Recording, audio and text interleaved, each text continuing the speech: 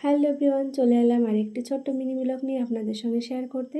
আমার রুমের পাশে একটা পুকুর আছে আমাদের, আর তার ওই পারে আছে আমবাগান। তো সকালবেলায় পরিবেশটা দেখে খুব ভালো লাগছে। আর এখানে বানিয়েছি আমি পাঁচন চা, আদা, গোলমরিচ, পুদিনা পাতা, তুলসী পাতা দিয়ে চা বানিয়েছি। আর এখানে রান্না করব আমি ধুন্দুল ভাজা। এটা খেতে কিন্তু ঝিঙার থেকেও বেশি ভালো লাগে। এটা সবসময় পাওয়া যায় না, এই সবজিটা মাঝে মধ্যে পাওয়া যায়। তো আমার হাজবেন্ড এটা খেতে খুব ভালোবাসে। তো এটাকে আমি ভাজা করব আর রান্না করব ডিমের তরকারি আর মিষ্টি আলু ভাজা। তো সব আগে কেটে নিচ্ছি ভালো করে। তো এখানে দেখুন সব কাটা হয়ে গেছে। এখন আমি আগে ধুন্দুল ভাজাটা বসিয়ে দিচ্ছি।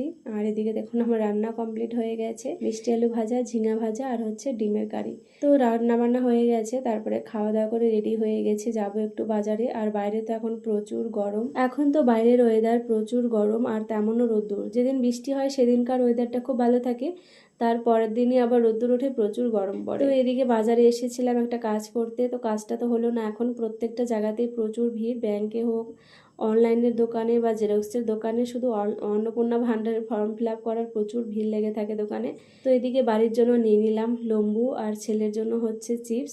এই নরম লেবুটা খেতে খুব ভালো লাগে, প্রত্যেক দিন পাওয়া যায় না, মাঝে মধ্যে দোকানে আসে আবার শেষ হয়ে যায়। তো আজকে আমি নিয়ে যাচ্ছি। আর রাতে বানালাম সিমাই আর রুটি করব। তো এই ছিল আজকের আমার মিনি ব্লগ। আপনাদের কেমন লাগলো অবশ্যই জানাবেন। তো সবাই ভালো থাকবেন, টাটা সবাইকে।